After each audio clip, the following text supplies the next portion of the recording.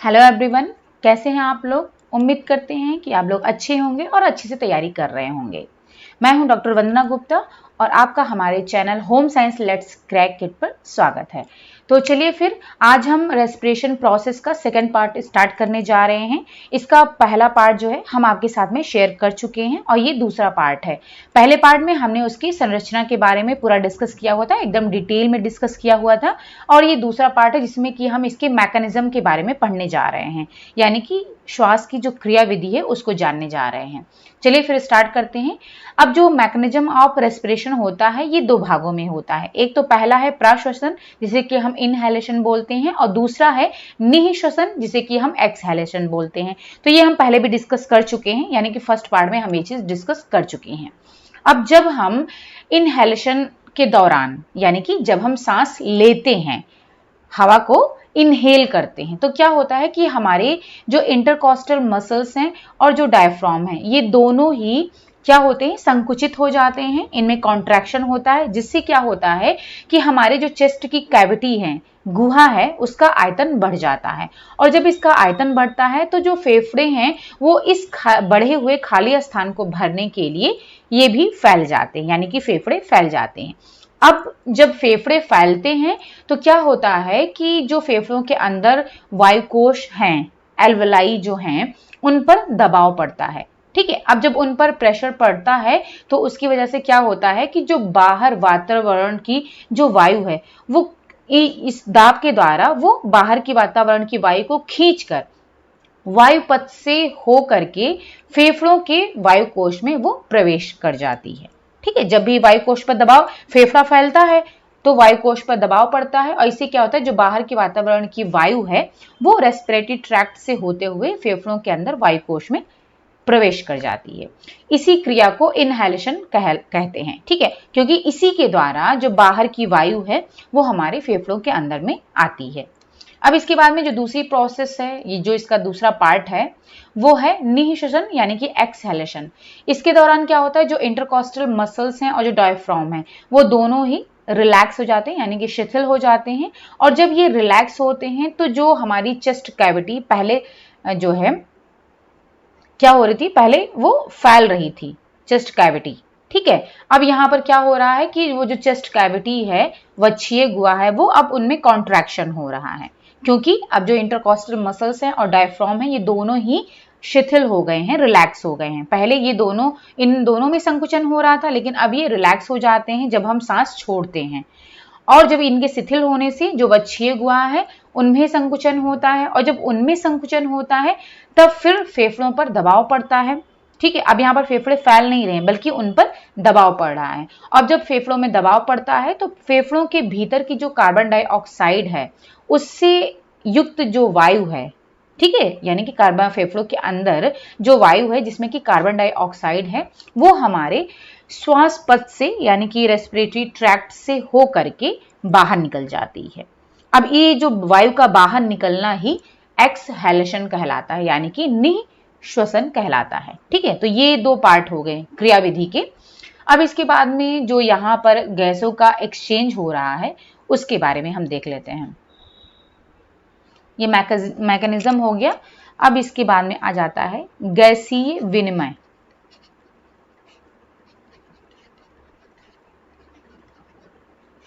या फिर हम इसे कह सकते हैं गैसियस एक्सचेंज, क्योंकि यहीं पर गैसों का आदान प्रदान होता है। अब शरीर के अंदर जो गैसों का आदान प्रदान हो रहा है वो फेफड़ों के अंदर जो वायु कोश हैं एवं इनके चारों ओर जो रक्त कोशिकाएं हैं उनके बीच होता है। ठीक है, अब जो वायु कोश और इनके चारों ओर स्थित जो ब्लड वेसल्स हैं इनके बीच में जो गैसों का आदान प्रदान हो रहा है उसको एक्सटर्नल रेस्पिरेशन कहते हैं, यानी कि बाह्य श्वसन कहते हैं। ओके, यानी कि गैसियस जो एक्सचेंज है उसमें वायुकोश जिसे कि हम एल्वेलाई कह रहे हैं, ठीक है, वायुकोश और किसकी, रक्त कोशिकाओं के बीच, रक्त कोशिकाओं के बीच में जो गैस का आदान प्रदान हो रहा है, इनके बीच में जो गैस का विनिमय हो रहा है, यानी विनिमय का मतलब है आदान प्रदान जो हो रहा है, उसको क्या कहते हैं? उसी को एक्सटर्नल रेस्पिरेशन या फिर बाह्य श्वसन कहते हैं। ठीक है, एक्सटर्नल रेस्पिरेशन कहते हैं इसी को।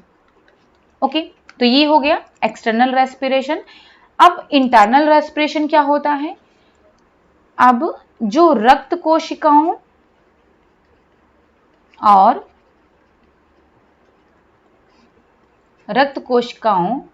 शरीर के ऊतक के बीच में, जो शरीर की ऊतक कोशिकाएं हैं, ठीक,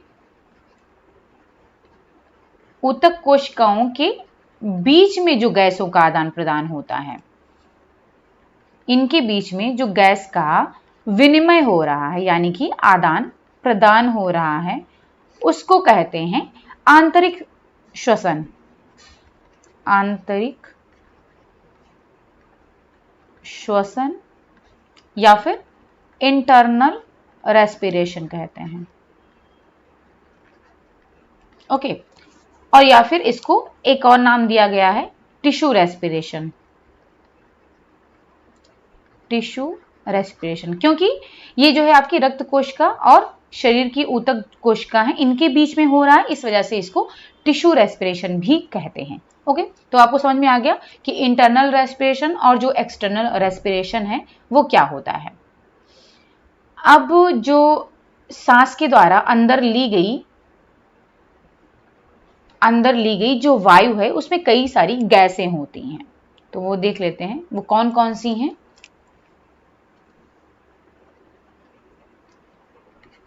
सांस के साथ ली गई जो वायु है, उसमें कौन कौन सी गैसें होती हैं, तो उसको देख लेते हैं। तो एक तो है आपकी नाइट्रोजन, जिसका परसेंटेज है 79% रहता है ये। फिर है ऑक्सीजन, ये होता है 21%। फिर इसके बाद में है कार्बन डाइऑक्साइड,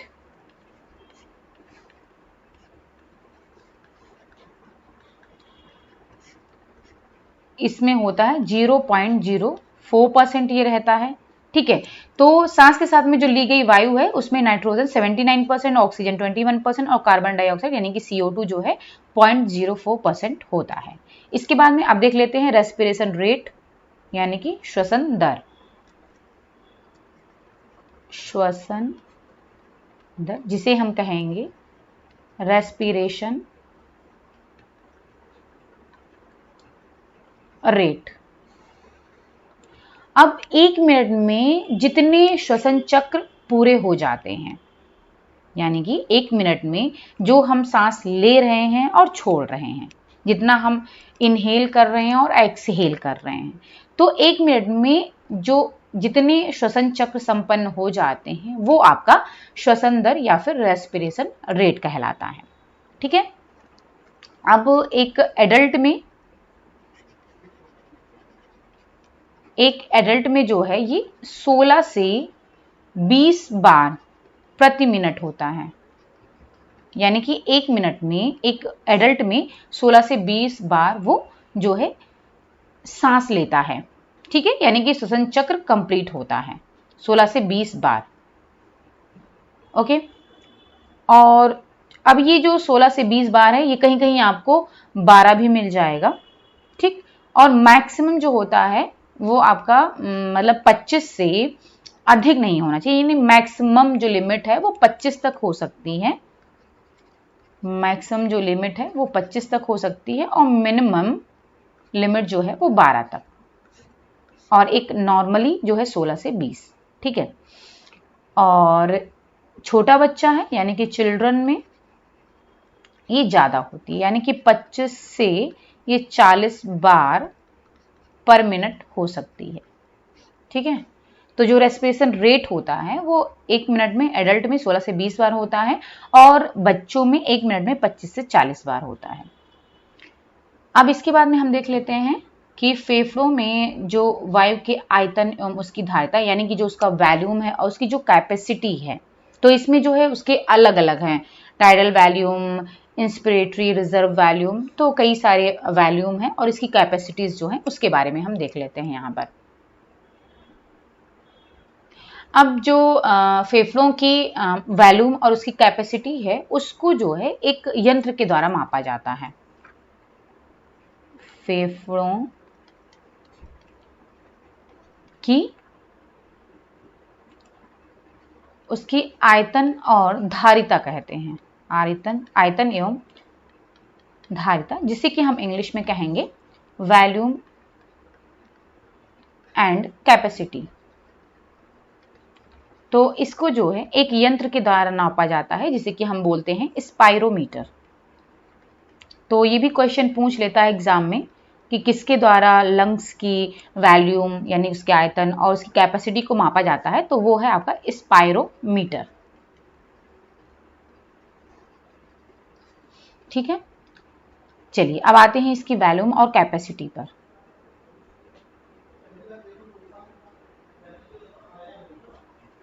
तो सबसे पहला है टाइडल वॉल्यूम जिसे कि हम कहते हैं प्राणवायु, या फिर इसको हम कहेंगे श्वास आयतन, और इंग्लिश में हम कहेंगे इसको टाइडल वॉल्यूम। ओके, तो सबसे पहला ये है टाइडल वॉल्यूम और शॉर्टकट में इसे कहते हैं टीवी, टाइडल वॉल्यूम। अब ये वायु की वह मात्रा होती है जो कि जब हम सामान्य रूप से शांत वातावरण में यानी कि शांत रूप में जब हम श्वसन करते हैं, नॉर्मली जब हम सांस लेते हैं तो क्या होता है उसके दौरान जो इनहेल की गई, जितना हम इनहेल करते हैं और जितना हम एक्सहेल करते हैं, ठीक, यानी कि जब हम नॉर्मली सामान्य शांत श्वसन करते हैं तो उस समय जितनी वायु की मात्रा हम इनहेल कर रहे हैं, ले रहे हैं, और जितनी हम वायु की मात्रा छोड़ रहे हैं यानी कि एक्सहेल कर रहे हैं, तो वही जो है आपका टाइडल वॉल्यूम कहलाता है, जो कि फीमेल और मेल दोनों में अलग अलग होता है।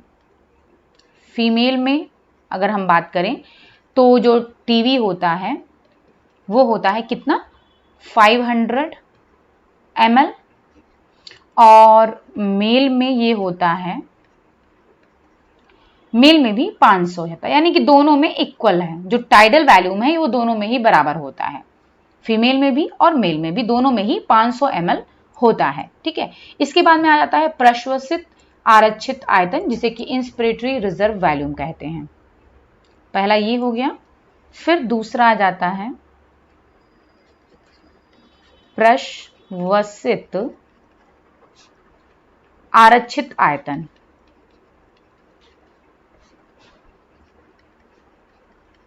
इंग्लिश में इसे हम कहेंगे इंस्पिरेटरी रिजर्व वॉल्यूम। ओके, और शॉर्टकट में इसको कहेंगे IRV। ओके, अब ये देखते हैं, अब जो ये इंस्पिरेटरी रिजर्व वॉल्यूम है यानी कि IRV है, ये वायु की वह मात्रा होती है जो कि जब हम बलपूर्वक सांस लेते हैं, श्वसन करते हैं, तो जो बलपूर्वक दीर्घ प्रश्वास लेकर भीतर ली जाती है, यानी कि जब हम बलपूर्वक जो है सांस को लेते हैं, इनहेल कर रहे हैं, ठीक है, अंदर ले रहे हैं, यानी कि डीप ब्रीदिंग कर रहे हैं, तो जो बलपूर्वक अंदर सांस ली जा रही है वही वायु की मात्रा आपकी इंस्पिरेटरी रिजर्व वॉल्यूम कहलाती है। अब जो सामान्य श्वास आयतन है यानी कि जो टाइडल वॉल्यूम है उससे अधिक जो है वायु ही प्रश्वसित यानी कि इंस्पिरेटरी रिजर्व वॉल्यूम होता है, यानी कि जैसे नॉर्मली जितना हम इनहेल और एक्सहेल कर रहे हैं तो वो तो हमारा 500 ml है, ठीक है, लेकिन जो आपका इंस्पिरेटरी रिजर्व वॉल्यूम है इसमें क्या होता है, इंस्पिरेटरी का मतलब है जितना हम अंदर ले रहे हैं, भीतर जितनी हम वायु की मात्रा ले रहे हैं और वो बलपूर्वक जितना ले रहे हैं, ठीक है, तो वो जो है आपका ये टाइडल वॉल्यूम से अधिक होता है, और दोनों में फीमेल और मेल में अलग भी होता है। जैसे कि अगर फीमेल की बात करें तो इसमें जो IRV होता है वो होता है 1900 ml होता है, यानी कि 1900 मिलीलीटर होता है, और मेल में ये होता है IRV, ये होता है 3300 ml, यानी कि 3300 ml होता है। ओके, अब इसके बाद में आ जाता है एक्सपिरेटरी रिजर्व वॉल्यूम। ये तो इंस्पिरेटरी है जिसमें कि हम सांस ले रहे थे बलपूर्वक। अब इसके बाद में आ जाता है एक्सपिरेटरी, जिसे कि हम कहेंगे निःश्वसित आरक्षित आयतन।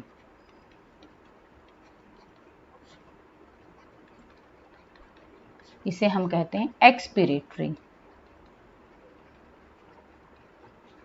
Reserve volume. ओके, शॉर्टकट में इसको हम कहेंगे XRV। तो ये जो आपका निःश्वसित है, तो ये वायु की वह मात्रा होती है जो कि सामान्य रूप से जब हम निःश्वसन के बाद, यानी कि जब हम प्राणवायु के निकल जाने के बाद, जैसे कि जो हम प्राणवायु का मतलब है जो टाइडल वॉल्यूम, जो कि हम सामान्य रूप से कर रहे हैं, यानी कि सामान्य रूप से जितनी जो वायु की मात्रा है जब वो निकल जाती है, एक्सहेल हम कर देते हैं, उसके बाद भी फेफड़ों से वायु बलपूर्वक जो बाहर निकाली जाती है, तो जो बलपूर्वक वायु नॉर्मली सांस छोड़ने के बाद में बलपूर्वक जो वायु हमारे फेफड़े से बाहर निकाली जा रही है, वही वायु की मात्रा आपकी एक्सपिरेटरी रिजर्व वॉल्यूम कहलाती है। ठीक है, जैसे कि आपका जो प्रश्वसित था, यानी कि जो IRV था, इसमें भी क्या था कि जो नॉर्मली यानी कि टाइडल वॉल्यूम लेने के बाद में, नॉर्मली जो है सांस लेने के बाद में जो हम जबरदस्ती सांस ले रहे हैं, तो वो आयतन होता है। और जो एक्सपिरेटरी है, इसमें हम जो है नॉर्मली जो सांस हमारे से बाहर निकल गई है, एक्सहेल हमने कर दिया, उसके बाद में हम बलपूर्वक जो अपने फेफड़ों से वायु बाहर निकाल रहे हैं, वो आपका एक्सपिरेटरी रिजर्व वॉल्यूम कहलाता है। अब जो इसका आयतन है वो भी अलग अलग है। ठीक, फीमेल में XERV जो होता है, फीमेल में ये होता है 700 ml, और मेल में ERV ये होता है 1000 ml। ठीक है, तो ये हो गया। अब इसके बाद में आता है रेजिडुअल वॉल्यूम, यानी कि अवशिष्ट आयतन। नेक्स्ट है अवशिष्ट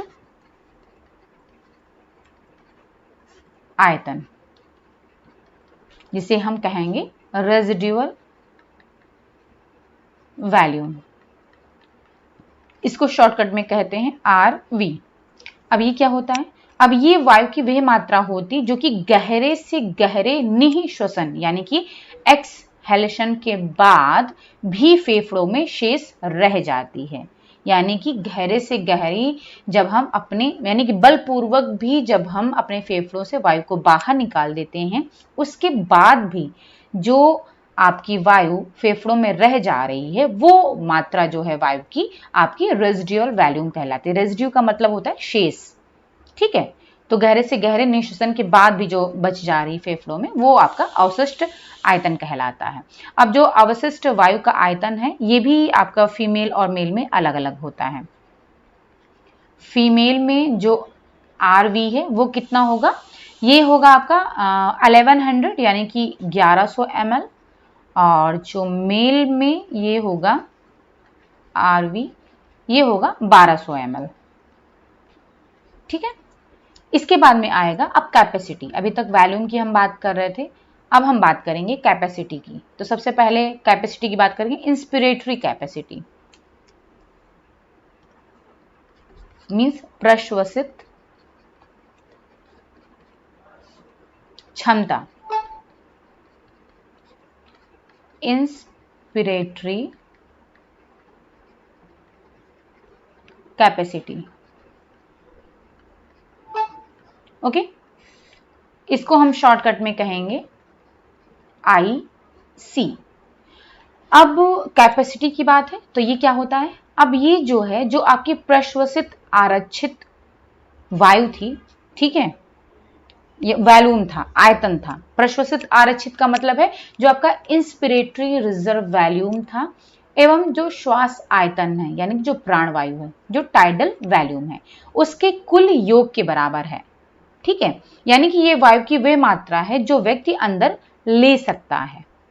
ओके, टोटल है, यानी कि जो आपका इंस्पिरेटरी रिजर्व वैल्यूम था,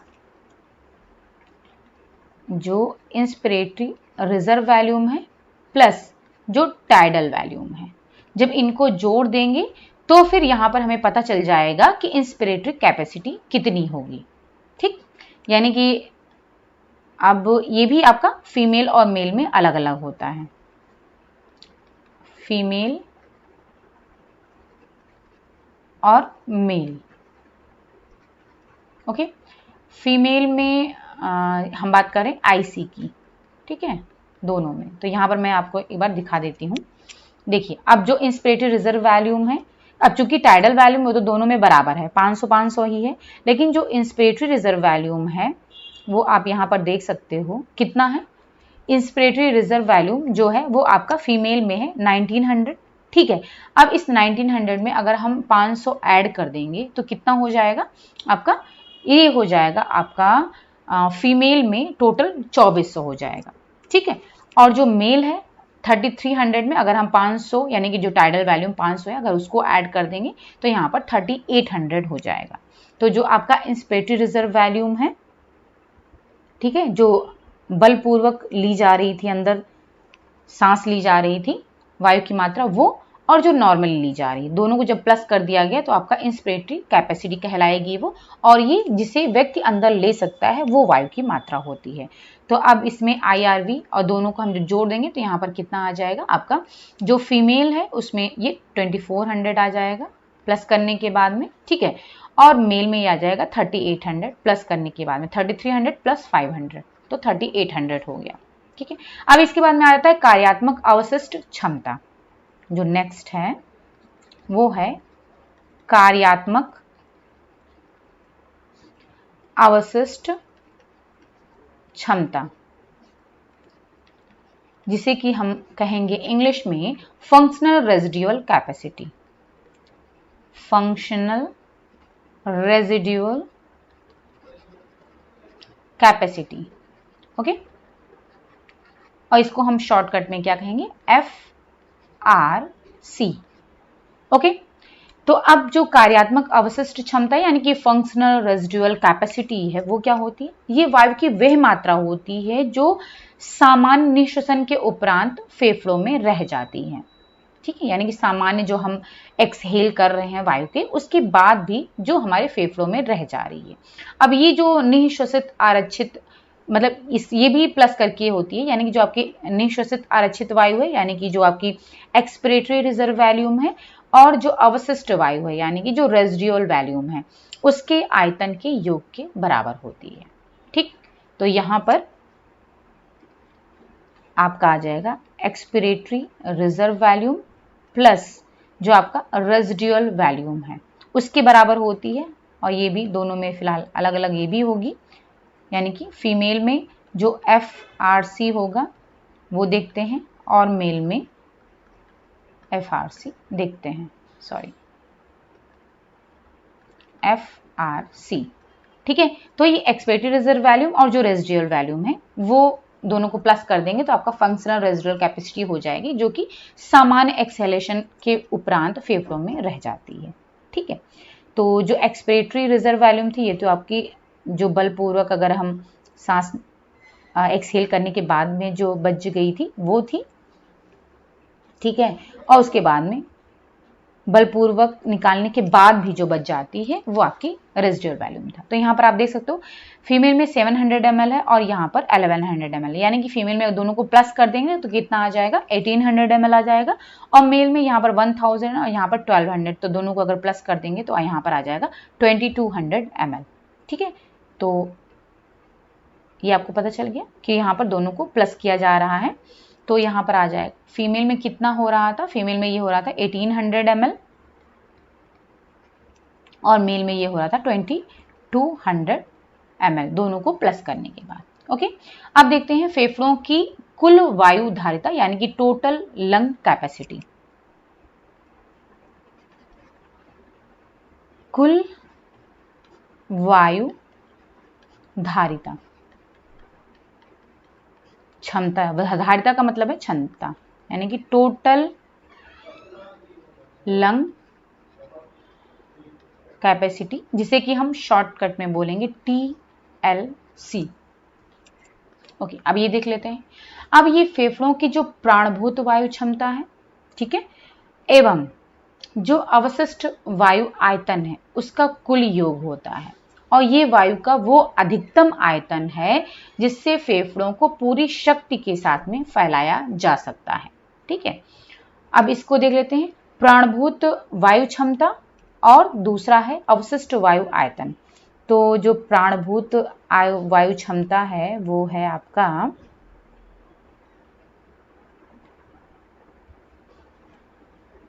यानी कि ये जो है आपकी दोनों प्रश्वसित क्षमता यानी कि इंस्पिरेटरी कैपेसिटी और जो आपकी फंक्शनल रेजिडुअल कैपेसिटी है, ठीक है, ये इन दोनों को प्लस कर दिया जाएगा तो आपका टोटल लंग कैपेसिटी आ जाएगा।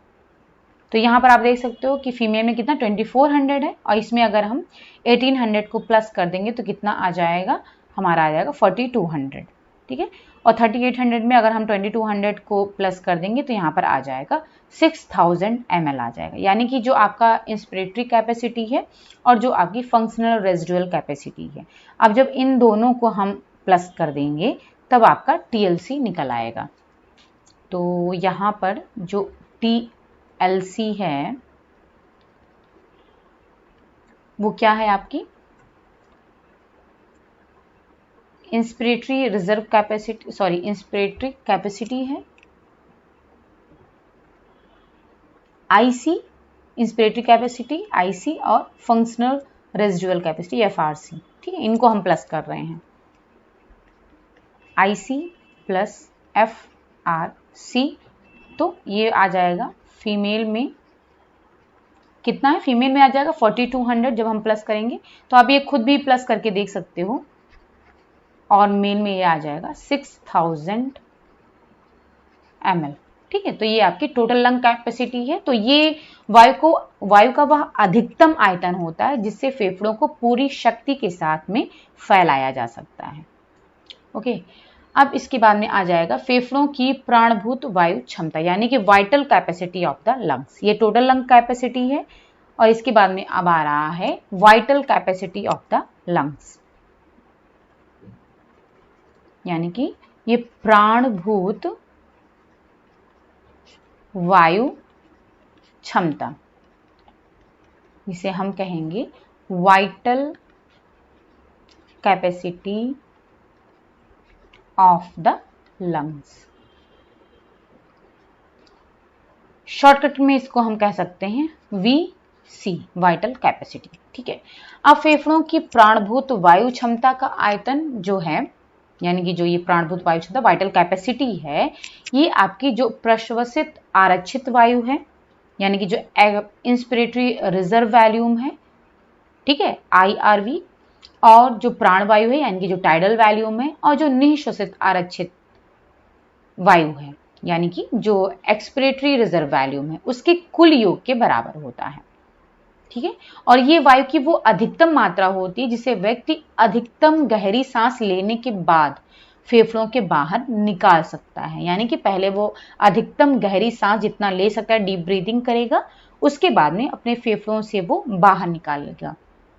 ठीक है, यानी कि अधिकतम जितना वो इनहेल कर सकता है और उसके बाद में जितना एक्सहेल करेगा, तो वायु की वो अधिकतम मात्रा जो है आपकी vital capacity of the lungs कहलाता है, प्राणभूत वायु क्षमता कहलाता है। ठीक है, तो अब इसको हम भी देख लेते हैं। इनको इसमें क्या होगा, आपका जो इंस्पिरेटरी रिजर्व वॉल्यूम है, और जो टाइडल वॉल्यूम है, और जो आपका एक्सपिरेटरी रिजर्व वॉल्यूम है, ये दोनों तीनों को प्लस करेंगे हम यहाँ पर। किसको किसको, inspiratory reserve volume plus expiratory reserve volume plus tidal volume, तीनों को प्लस कर रहे हैं। ठीक है, तो तीनों को प्लस करने के बाद में फीमेल और जो मेल में इसकी जो मात्रा होगी VC की, तो फीमेल में वो आ जाएगा आपका 3100 ml, ये आप प्लस करके देख लेना खुद ही, और ये आपका आ जाएगा 4800 ml।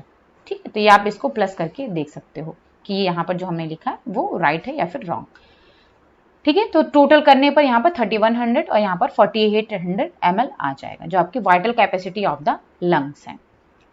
ठीक है, तो ये हो गया आयतन और धारिता यानी कि वॉल्यूम और कैपेसिटी हो गई। अब इसके बाद में जब जो रेस्पिरेटरी सिस्टम है उसमें कुछ विशिष्ट क्रियाएं होती हैं, फंक्शन होते हैं, जैसे कि आपका है कि खांसना और छींकना, कफिंग और स्नीजिंग होती है। तो खांसना और छींकना दोनों ही आपके रेस्पिरेटरी सिस्टम की रक्षात्मक यानी कि प्रोटेक्टिव रिफ्लेक्स एक्शन होते हैं, जिनसे कि जो इरिटेंट पार्टिकल्स हैं, क्षोभक पदार्थ हैं, वो बाहर फेंक दिए जाते हैं जब छींक आती है या फिर हम खांसते हैं। ठीक है, तो इस तरीके से ये हमको प्रोटेक्ट करते हैं, हमारे रेस्पिरेटरी सिस्टम को प्रोटेक्ट करते हैं, रक्षा करते हैं। उसके बाद में जो हिचकी आती है, जिसे कि हिक्कप बोलते हैं, ये आपके डायफ्राम में अचानक होने वाली अनैच्छिक ऐंठन होती है, जो कि प्रायः जो रेस्पिरेटरी प्रोसेस है उसके सामान्य पैटर्न में अगर कोई गड़बड़ी हो जाती है तो उसके कारण से ये उत्पन्न हो जाती है, यानी कि हिचकी आने लगती है। अब हिचकियां जो पाचन संस्थान की तंत्रिकाओं की उत्तेजना से उत्पन्न हो सकती हैं, यानी जो डाइजेस्टिव सिस्टम में जो नर्व्स हैं अगर वो उत्तेजित होती हैं तो उसकी वजह से भी हिचकियां उत्पन्न हो सकती हैं, परंतु जो आपका रेस्पिरेटरी सिस्टम है ये इसमें आपका इन्वॉल्व रहता है, सम्मिलित रहता है। ठीक है, अगर मान लो पाचन संस्थान की वजह से भी ऐसा हो रहा है तब भी आपका जो रेस्पिरेटरी सिस्टम है वो इसमें सम्मिलित रहेगा, यानी कि इन्वॉल्व होगा। अब जब डायफ्राम अचानक से संकुचित होता है तो वायु इतनी तेजी से अंदर आता है, प्रश्वसित होता है यानी कि इनहेल होता है कि जो आपकी एपिग्लॉटिस है वो झटके के साथ में बंद हो जाती है। ठीक है, जिसके परिणाम स्वरूप क्या होता है, हिचकी की ध्वनि उत्पन्न होती है। डायफ्राम अचानक से संकुचित हो जाएगा, ठीक, जिससे क्या होगा कि जो वायु है बहुत तेजी से अंदर आएगी और उससे क्या होगा कि जो एपिग्लॉटिस है वो झटके के साथ में बंद हो जाता है। ठीक, और तब ये जो हिचकी की ध्वनि उत्पन्न होती है। अब जो हिचकी है वो प्रायः 2 से 5 मिनट तक रहती है, परंतु कुछ मामले में ये महीनों तक रह सकती है। अगर मान लीजिए कोई दिक्कत है तो ये और लंबे समय तक रह सकती है। इसके बाद में आता है स्नोरिंग, जिसे कि खर्राटे लेना बोलते हैं। तो सोते समय जब गले की पेशियां रिलैक्स हो जाती हैं तथा जो कोमल तालु है उसकी जो ढीले ऊतक और यूविला बोलते हैं वो आंशिक रूप से ऊपरी जो वायु मार्ग है, जो रेस्पिरेटरी ट्रैक्ट है, उसको क्या करते हैं, अवरुद्ध कर देते हैं, यानी कि उसको ब्लॉक कर देते हैं, तब खर्राटे उत्पन्न हो जाते हैं। ठीक है, तो इस तरीके से इसके अलावा जो है शाइंग यानी कि आहें भरना, सिसकना, रोना, जमाई लेना, यॉनिंग जिसे बोलते हैं, हंसना, ये सब जो है आपके जो डीप इनहेलेशन के ही रूप हैं, यानी कि दीर्घ जो प्रश्वास जो आप जो है गहरी सांस लेते हो उसी के ही अलग अलग रूप हैं। ठीक है, चलिए, तो ये आपका रेस्पिरेशन सिस्टम यहीं पर खत्म होता है। इसमें हमने जो भी इंपॉर्टेंट चीजें थी वो डिस्कस कर ली हैं। अब इसके बाद में क्या आता है आपका कृत्रिम श्वसन, तो ये भी देख लेते हैं इसी के साथ में। कृत्रिम श्वसन का मतलब क्या है कि आर्टिफिशियल रेस्पिरेशन जिसे हम कहते हैं, कृत्रिम श्वसन या फिर इसको हम कहते हैं आर्टिफिशियल रेस्पिरेशन। ओके, चलिए अब इसको देख लेते हैं फटाफट। अब जो कृत्रिम श्वसन होता है यानी कि आर्टिफिशियल रेस्पिरेशन है, तो मान लीजिए कि किसी वजह से अगर फेफड़ों में स्वच्छ और जो ताज़ा वायु का आना जाना कम या फिर बंद हो जाए तो क्या होता है, दम घुटने वाली स्थिति आ जाती है। ऐसे में क्या होता है, जो हमारे शरीर की कोशिकाएं हैं उनको ऑक्सीजन नहीं मिल पाता है, ठीक है, जिसकी वजह से व्यक्ति की मृत्यु भी हो सकती है। अब इस स्थिति में क्या होता है कि जो दुर्घटनाग्रस्त व्यक्ति है उसकी जीवन की रक्षा के लिए यानी कि उसको जिंदा रखने के लिए उसके फेफड़ों में किसी भी कृत्रिम विधि के द्वारा स्वच्छ और ताजी ऑक्सीजन युक्त वायु को भरा जाना जरूरी होता है, अदरवाइज उसकी डेथ हो सकती है। और इस क्रिया को ही प्राथमिक चिकित्सा की भाषा में कृत्रिम श्वसन यानी कि आर्टिफिशियल रेस्पिरेशन कहा जाता है। तो इस तरीके से चलिए, अब किसी अन्य व्यक्ति के, अब अगर हम कृत्रिम श्वसन क्रिया की बात करें तो किसी भी अन्य व्यक्ति के प्रयासों के द्वारा जो भी दुर्घटनाग्रस्त व्यक्ति है उसके रेस्पिरेशन प्रोसेस को चलाना ही आपका आर्टिफिशियल रेस्पिरेशन प्रोसेस कहलाता है। ठीक है, चलिए अब देख लेते हैं इसकी विधियां। तो इसकी अलग अलग विधियां हैं, जो मतलब आर्टिफिशियल रेस्पिरेशन देने की अलग अलग विधियां हैं। तो इसमें जो 3 विधियां हैं, 3-4 विधियां हैं वो मुख्य हैं। तो सबसे पहली जो आ जाती है वो है शेफर्स विधि, कहते हैं उसे शेफर्स विधि बोलते हैं। तो इसका मैं पिक्चर भी आपको दिखा दूंगी जिससे आपको समझ में आ जाएगा।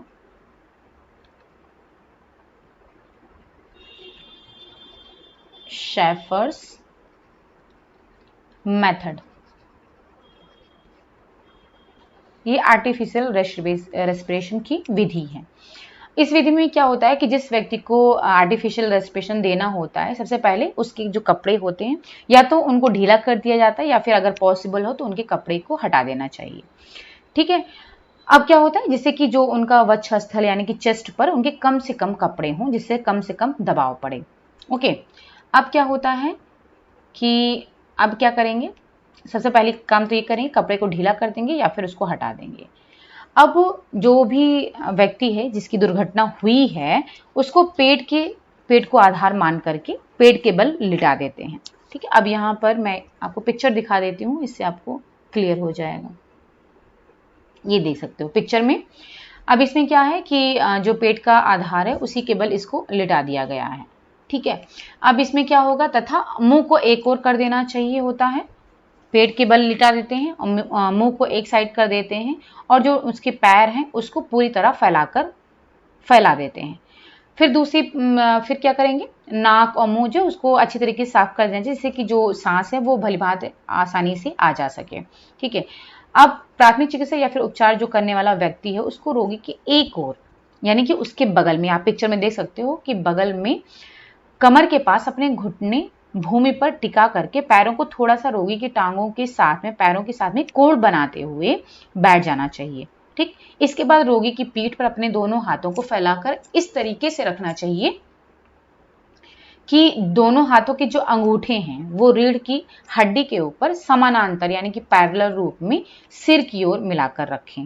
तो यहाँ पिक्चर में आप देख सकते हो इस तरीके से हाथों को रखना चाहिए। और ये ध्यान रखना बहुत जरूरी होता है कि इस समय जो अंगुलियां हैं वो फैली हुई हों। ठीक है, और अंगूठे के लगभग 90 अंश के कोण पर रोगी की कमर पर रहे, यानी कि जो अंगुलियां हैं वो अंगूठे के साथ में 90 अंश का कोण बनाते हुए रोगी के जो है सिर की ओर मिला करके रखें और रीढ़ की हड्डी के ऊपर हों। और ये भी ध्यान रखना है कि जो भी चिकित्सक जो भी मतलब कर रहा है उसको आर्टिफिशियल रेस्पिरेशन देने की प्रक्रिया कर रहा है उसे अपने हाथ रोगी की पसलियों के पीछे ही रखना चाहिए थोड़ा सा। ठीक है, अब दोनों हाथों को पूरी तरह रखते हुए बिना कोहनी को मोड़े चिकित्सक को आगे की ओर झुकना चाहिए और इस समय चिकित्सक को वजन जो है वो घुटने तथा हाथ पर रखना होता है।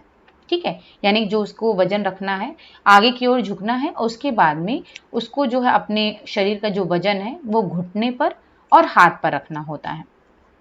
इससे रोगी के पेट पर दबाव पड़ेगा और इस क्रिया से जो उसकी चेस्ट कैविटी है, वक्षीय गुहा है जिसे कि हम थोरेसिक कैविटी भी कह सकते हैं, वो फैल जाएगी और फेफड़ों में जो उपस्थित वायु है वो जैसे उस पर प्रेशर पड़ेगा उसके कारण वो वायु निकल जाएगी। अब यदि मान लीजिए जो व्यक्ति है वो डूबने की वजह से उसको वो मतलब वो सांस नहीं ले पा रहा है तो क्या होगा कि जब भी उस पर दबाव पड़ेगा तो फेफड़ों के अंदर अगर पानी भर गया है तो वो भी इस क्रिया से बाहर निकल जाएगा। ठीक है, अब जो चिकित्सक है उसको अपना हाथ यथास्थान रखकर यानी जहां पर उसका हाथ है वहीं पर रख करके धीरे धीरे अपने झुकाव को कम करना होता है जिससे कि बिल्कुल भी दबाव ना रहे। ठीक है, यानी कि बिना दबाव के साथ, बिल्कुल भी दबाव के साथ धीरे धीरे झुकाव को कम करना होता है और इस क्रिया से जो उसकी वक्षीय गुहा है, जो चेस्ट कैविटी है वो पहले की स्थिति में आ जाएगी और जो फेफड़ों में वायु का दबाव कम होने से क्या होगा, जो बाहर की वायु है वो अपने आप ही अंदर आ जाएगी।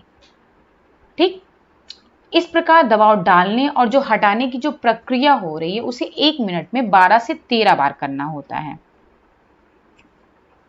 ठीक है, यानी जो ये प्रोसेस हो रही है उसे 12 से 13 बार करना होता है इस प्रोसेस को 1 मिनट में, और धीरे धीरे करना होता है। अब जो ये क्रिया की जा रही है उसको बहुत ही सावधानी पूर्वक और एक बराबर समय देकर और धीरे धीरे करना होता है। ठीक है, इससे क्या होगा कि अपने आप ही जो नेचुरल रेस्पिरेशन प्रोसेस है वो अपनी सामान्य स्थिति में होने लगता है। चलिए, तो ये हो गया पहली विधि। इसके बाद में आ जाएगी, अच्छा ये जो शेफर्स विधि है इसमें कुछ आपको सावधानी भी रखनी होती है। एक तो पहली चीज कि जो मैंने बताया कि कपड़ा इत्यादि जो भी हैं उनको या तो ढीला कर देना होता है या तो हटा देना होता है, जिससे कि उनकी जो वच चेस्ट पर कोई दबाव ना पड़े।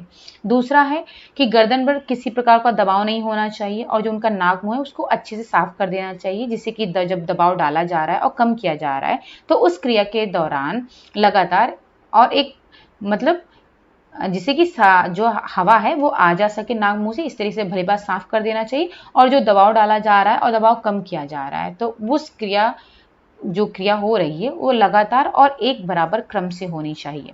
ठीक है, कंटिन्यू करना होता है और एक सीरियल में बराबर क्रम में करना होता है। और जो नेचुरल श्वसन प्रारंभ हो जाने पर भी कुछ समय तक रोगी को देखते रहना चाहिए, ताकि फिर से उसका दम ना घुटने लगे। ये नहीं कि तुरंत ही हट जाना चाहिए, थोड़ी देर उसको उसके पास रहना चाहिए, ऑब्जर्वेशन में उसको रखना चाहिए। फिर इसके बाद में आ जाता है आपका दूसरा मेथड। ये तो हो गई शेफर्स विधि। अब हम बात करेंगे दूसरे मेथड की, जिसे कहते हैं सिल्वेस्टर विधि। तो इससे भी आई थिंक क्वेश्चन पूछे आ चुके हैं एग्जाम में, तो ये आपको पता होना चाहिए। सिल्वेस्टर विधि,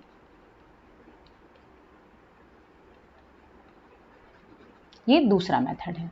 चलिए इसको भी देख लेते हैं। तो अब जो सिल्वेस्टर मेथड है इसमें ये भी आर्टिफिशियल रेस्पिरेशन की प्रोसेस होती है, मेथड है ये। इसमें जो है इस विधि में रोगी को किसी समतल स्थान पर सीधा लिटाया जाता है। तो शेफर्स मेथड में आपने देखा था उल्टा लिटाना था, और इसमें क्या है कि उनको सीधा लिटाना है।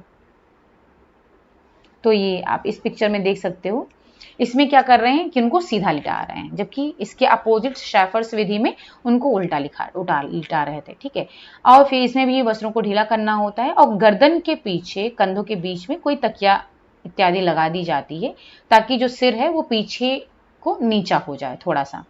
इस विधि से रोगी को श्वसन कराने के लिए 2 व्यक्तियों का होना जरूरी है। जैसे शेफर्स जो विधि थी जो पहले अभी हमने डिस्कस की, उसमें क्या था कि उसमें सिर्फ 1 व्यक्ति की जरूरत पड़ती है, लेकिन सिल्वेस्टर विधि में 2 व्यक्तियों की जरूरत पड़ती है।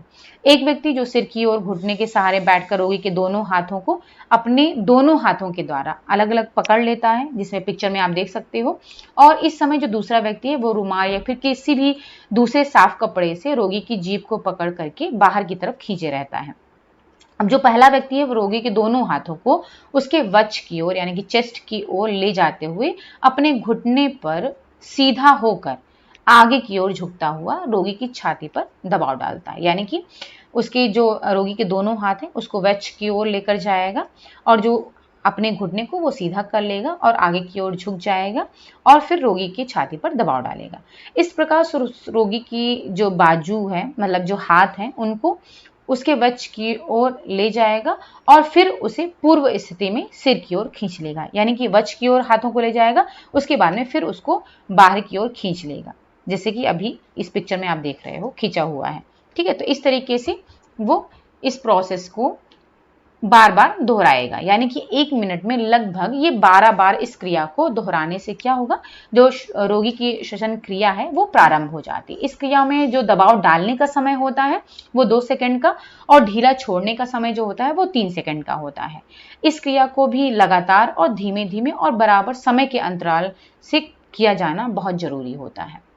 ठीक है, अब इसमें भी कुछ सावधानियां हैं जिसे ध्यान में रखना है। एक तो पहली ये है कि रोगी की जीभ को कसकर पकड़कर रखना चाहिए। दूसरा ये है कि जिस क्रम से चिकित्सक ऊपर उठे उसी क्रम से नीचे बैठे, अर्थात दबाव डालने और कम करने की जो प्रोसेस है वो एक जैसी होनी चाहिए। और रोगी को किसी समतल स्थान पर लिटाना चाहिए और उसके जो वस्त्र हैं उनको ढीले कर देने चाहिए, जिससे कि उनके वक्ष पर कोई दबाव ना रहे। ओके, अब इसके बाद में जो तीसरी विधि है वो है लबार्ड विधि। तीसरी विधि है लेबार्ड विधि।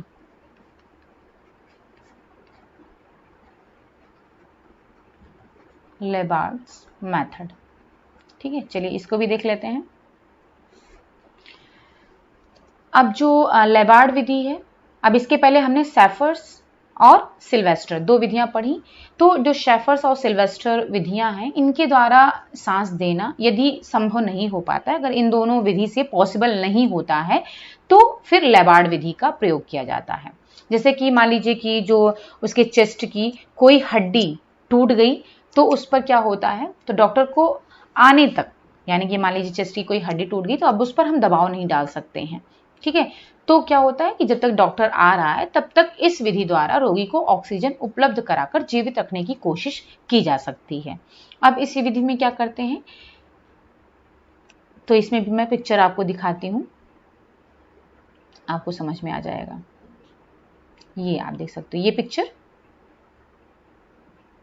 अब इसमें क्या है कि जो जिसकी भी दुर्घटना हुई है, उस व्यक्ति को एक करवट लिटा दिया जाता है। ना ही सिर के बल, मतलब पेट के बल लिटाया जा रहा है और ना ही सीधा लिटाया जा रहा है, बल्कि उसको एक करवट लिटा करके उसके पास एक तरफ चिकित्सक क्या करता है, अपने घुटने पर बैठ करके रोगी की नाक, मुंह इत्यादि को भलीभांति साफ कर देता है। उसके बाद में किसी साफ रुमाल या कपड़े से रोगी की जीभ को पकड़कर बाहर खींचे रहता है और 2 सेकंड के लिए फिर उसको छोड़ देता है। इस समय रोगी का जो मुंह है वो खुला रहना चाहिए और इसके लिए रोगी के मुंह में कोई चम्मच या फिर कोई भी ऐसी चीज डाल देनी चाहिए जिससे कि उसका मुंह खुला रहे। ठीक है, और इस क्रिया को तब तक दोहराते रहना चाहिए जब तक कि रोगी की जो नेचुरल रेस्पिरेशन प्रोसेस है वो स्टार्ट ना हो जाए। ठीक है, तब तक इस क्रिया को हमें बार बार दोहराना होता है। अब इसके बाद में जो चौथा मेथड है वो है आपका मुंह से मुंह में हवा भरना। चौथा मेथड है मुंह से मुंह में हवा भरना, या फिर इसको इंग्लिश में हम कह सकते हैं mouth to mouth, mouth to mouth resuscitation method, resuscitation method. ठीक है, अब इसमें क्या होता है कि पीड़ित को, मतलब जो भी व्यक्तिगत है जिसकी दुर्घटना हुई है, उसको पीठ के बल लिटा देना होता है। तो इसका भी मैं पिक्चर दिखाती हूँ आपको, इससे आपको आसानी से, बहुत ही आसानी से समझ में आ जाएगा। ये देख सकते हो, थोड़ा छोटा कर देते हैं इसको।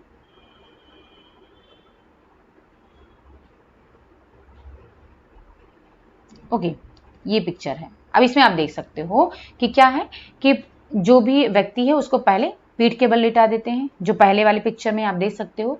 अब व्यक्ति की पीठ के नीचे तकिया लगा देते हैं जिससे कि जो उसका मुंह है वो थोड़ा पीछे की ओर लटक जाए।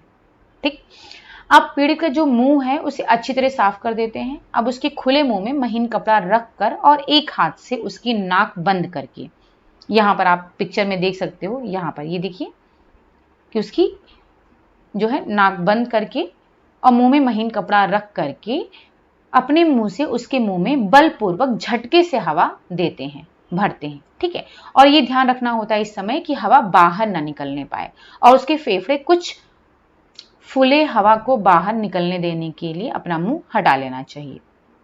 ठीक है, यानी कि ये ध्यान रखना होता है कि जब भी आप अपने मुंह से उसके मुंह में हवा दे रहे हो तो हवा बाहर ना निकलने पाए और जो उसका फेफड़ा है वो जब कुछ फूल जाए, ठीक है, तो हवा को बाहर निकलने देने के लिए अपना मुंह हटा लेना चाहिए। ठीक, फिर इसके बाद में अब ये जो क्रिया कर रहे हैं अपने मुंह से उसके मुंह में हवा देने का काम, वो 10 से 12 बार प्रति मिनट की दर से करनी होती है, यानी कि इसको दोहरानी होती है। 1 मिनट में 10 से 12 बार इसे करना होता है और जब तक कि जो कि उसकी रेस्पिरेशन प्रोसेस है वो नॉर्मल ना हो जाए। अब बलपूर्वक झटके से हवा भरते समय पीड़ित के फेफड़े फूलते हैं और जो ताजी वायु है वो अंदर जाती है और जब आप अपना मुंह हटा लेते हो तो जो अंदर की वायु है वो बाहर निकल जाती है। तो इस प्रकार जो पीड़ित है उसको सांस लेने में सहायता मिलती है। अब इस तरीके से जो हमने ऊपर की विधियां पढ़ी, शेफर्स विधि, सिल्वेस्टर विधि, लेबार्ड विधि, ठीक है, तो जो स्पेशली जो शेफर्स और सिल्वेस्टर विधि है, इन विधियों में से जो आपकी ये है mouth to mouth resuscitation method, ये ज़्यादा प्रचलित है क्योंकि इस विधि को हम तुरंत प्रारंभ कर सकते हैं, दी जा सकती है और इसके साथ ही बहुत ही प्रभावशाली होती है क्योंकि इसे लंबे समय तक जारी रखने की जरूरत नहीं होती है। जबकि जो आपकी शेफर्स विधि है और सिल्वेस्टर विधि है, उसको जो है 1 घंटे से भी अधिक समय उसमें लग सकता है। अगर नॉर्मल रेस्पिरेशन प्रोसेस स्टार्ट नहीं हो रही है तो 1 घंटे से भी अधिक टाइम लग जाता है। और जो मुंह से मुंह हवा भरने की जो ये प्रोसेस है, तो आप इस पिक्चर में आसानी से इसको समझ सकते हो इजीली। ओके, तो चलिए फिर ये हो गया। ठीक है, तो हमने कृत्रिम श्वसन के बारे में भी पढ़ लिया है कि किस तरीके से ये दिया जाता है। ओके, अब जो है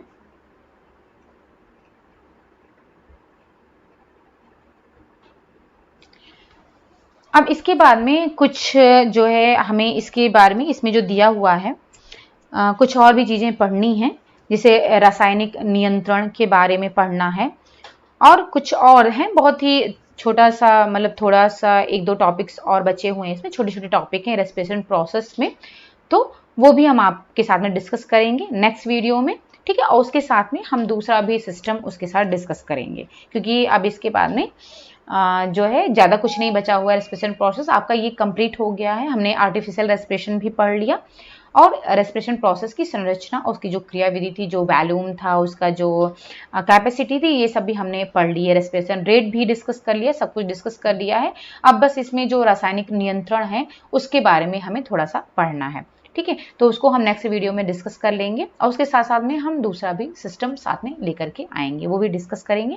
ओके, तो अगर आपको ये पसंद आया है देन आप जो है लाइक ज़रूर कर दें हमारे इस वीडियो को और साथ साथ में इसको सब्सक्राइब भी कर दें अगर आप नए हो, और ज़्यादा से ज़्यादा शेयर करें। ओके, चलिए फिर। और हाँ, अगर किसी को भी जो टेलीग्राम चैनल का लिंक चाहिए, क्योंकि जो टेलीग्राम चैनल है उस पर भी मैं ये वीडियोस जो भी हम यूट्यूब पर डालते हैं वो सारे वीडियोस आपको टेलीग्राम चैनल पर भी मिल जाएंगे। वहाँ पर भी मैं शेयर करती हूँ और वहाँ पर आपको नोट्स भी मिल जाएंगे क्योंकि वहाँ पर मैं नोट्स को भी शेयर करती रहती हूँ। तो अगर किसी को भी टेलीग्राम का लिंक चाहिए तो वो भी, हमारा जो टेलीग्राम चैनल है वो भी home science let's crack it के नाम से ही है। ठीक है, तो अगर किसी को भी लिंक चाहिए देन जो हमारे ये वीडियोस हैं उसके नीचे डिस्क्रिप्शन बॉक्स में टेलीग्राम चैनल का लिंक दिया हुआ है, तो वहां से आप क्लिक करके आप टेलीग्राम चैनल के लिंक तक पहुंच सकते हो और वहां से आप जो नोट्स हैं उसको डाउनलोड भी कर सकते हो, वहां से पढ़ाई कर सकते हो और वहां से वीडियोस को भी आसानी से देख सकते हो। ओके, चलिए फिर मिलते हैं नेक्स्ट वीडियो में। Thank you so much and bye bye, take care.